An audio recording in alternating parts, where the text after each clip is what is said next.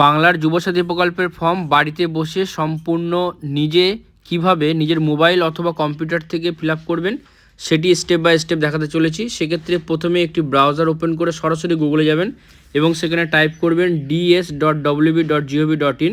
এই লিঙ্কটি আমরা কিন্তু আমাদের ডেসক্রিপশানে দিয়ে রাখবো, সেখানে ক্লিক করে সরাসরি এই পেজটিতে চলে আসতে পারবেন। এখানে আসার পরে ডান দিকে যে বক্সটি দেখছেন, এই বক্সের ডান দিকে ক্লিক টু অ্যাপ্লাই এখানে ক্লিক করবেন। ক্লিক করলেই আপনার সামনে কিন্তু বাংলার যুবসাথী পোর্টালটি খুলে যাবে এবং এখানে কী কী ডকুমেন্টস লাগবে সেগুলো কিন্তু দেওয়া আছে, আপনি দেখে নেবেন। আপনার মাধ্যমিকের অ্যাডমিট থেকে শুরু করে ফটো, সিগনেচার, মোবাইল নাম্বার সমস্ত কিছু লাগবে।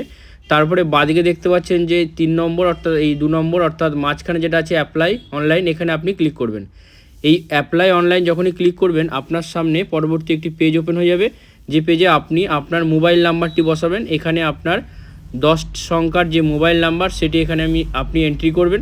এন্ট্রি করার পরে এই নিচে দেখতে পাচ্ছেন একটি ক্যাপচার আছে, এটি আপনি এখানে নিচে দেবেন। তারপরে এই গেট ওটিপিতে আপনি ক্লিক করবেন।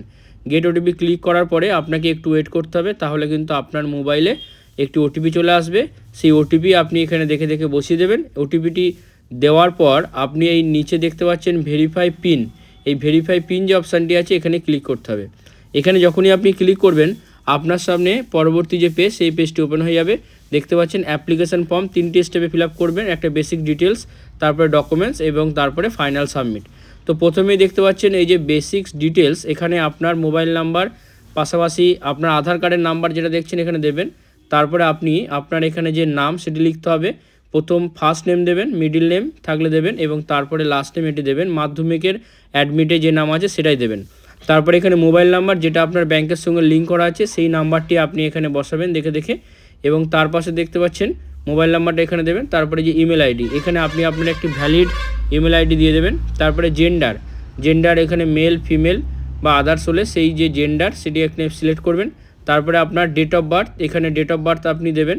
এখানে ক্লিক করলে আপনার সামনে একটি ক্যালেন্ডার শো হয়ে যাবে, সেখান থেকে সিলেক্ট করে ডেট অফ বার্থ দেবেন। তারপরে দেখতে পাচ্ছেন এখানে বাবার নাম এবং তারপরে এখানে আপনার মায়ের নাম, মাদার্স নেম, স্পাউস নেম যদি বিবাহিত যারা আছেন তারা স্পাউস নেম দেবেন।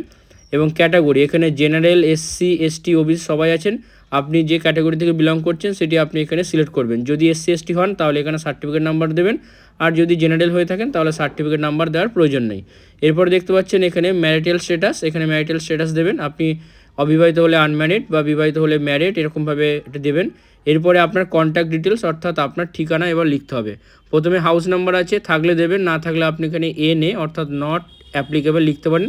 তারপরে ভিলেজ এখানে লিখবেন।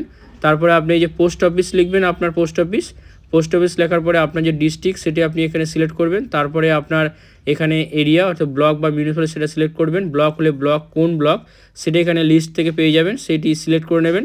তারপরে এখানে দেখতে পাচ্ছেন পুলিশ স্টেশন অর্থাৎ থানা, সেটি এখানে সিলেক্ট করবেন।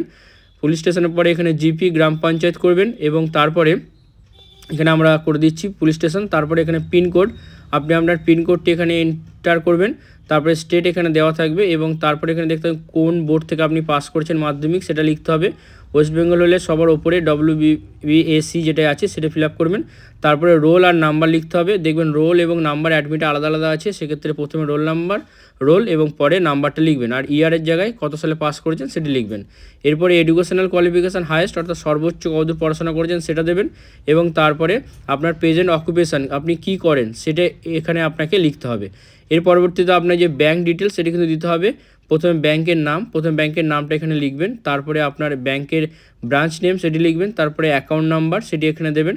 তারপর IFSC কোড সেটি আপনি এখানে বসাবেন এবং নিচে যে ডিক্লারেশনটা আছে এটা পড়ে নেবেন। তারপরে এটি নো করা আছে, নোই রাখবেন। নো থাকবে এখানে ইয়েস করবেন না, তাহলে কিন্তু পাবেন না টাকা। তো নো থাকার পরে আপনি নিচে দেখতে পাচ্ছেন এই লাল যেটি সেভ, এখানে সেভ করবেন। সেভ করলে পরবর্তী পেজ ওপেন হয়ে গেল। দেখতে পাচ্ছেন এখানে ডকুমেন্টস আপলোড দিতে হবে, প্রত্যেক ডকুমেন্টস এখানে লিস্ট করা আছে। আপনি যে ডকুমেন্টস দিতে চান সেখানে সিলেক্ট করে এখানে চুজ ফাইলে যাবেন এবং আপনার যে নির্দিষ্ট ডকুমেন্টস সেটি কিন্তু আপনার ফাইল থেকে এখানে সিলেক্ট করে নেবেন। সিলেক্ট করার পরে ডান দিকে সেভ ডকুমেন্টস করলেই আপনার কিন্তু ডকুমেন্টসটি আপলোড হয়ে যাবে। এভাবে আপনি তারপরে সেভ অ্যান্ড নেক্সটে যাবেন। সমস্ত কিছু ডকুমেন্টস আপলোডের পরে আবার আপনি নেক্সট করবেন বা সেভ করবেন। পরবর্তী পেজ অর্থাৎ লাস্ট স্টেপ ফাইনাল সাবমিট, এখানে ডিক্লারেশনে ঘরে টিক করবেন, পড়ে নেবেন। তারপরে ফাইনাল সাবমিট ক্লিক করবেন, একটি পপআপ আসবে সেটি ওকে করবেন এবং আপনার কিন্তু অ্যাপ্লিকেশানটি সাবমিট হয়ে যাবে। এইভাবে সাবমিট হয়ে যাওয়ার পরে আপনার কিন্তু দেখতে পাচ্ছেন এখানে একটি অ্যাকনলেজমেন্ট স্লিপ এখানে চলে এসেছে বা নাম্বার সমেত। তারপরে অ্যাপ্লিকেশন ফর্মটি আপনি ডাউনলোড করে নেবেন। এভাবে কিন্তু বাড়িতে বসে খুব সহজেই আপনি আপনার যে যুবসাথী প্রকল্পের ফর্মটি সহজেই ফিল আপ করে নিতে পারবেন। তো অসংখ্য ধন্যবাদ ভিডিওটির সঙ্গে থাকার জন্য। ভিডিওটি যদি ভালো লাগে অবশ্যই লাইক করবেন, বন্ধুদের মধ্যে শেয়ার করবেন এবং চ্যানেলে নতুন হলে চ্যানেলটিকে সাবস্ক্রাইব করে আমাদের সঙ্গে থাকবেন। ধন্যবাদ।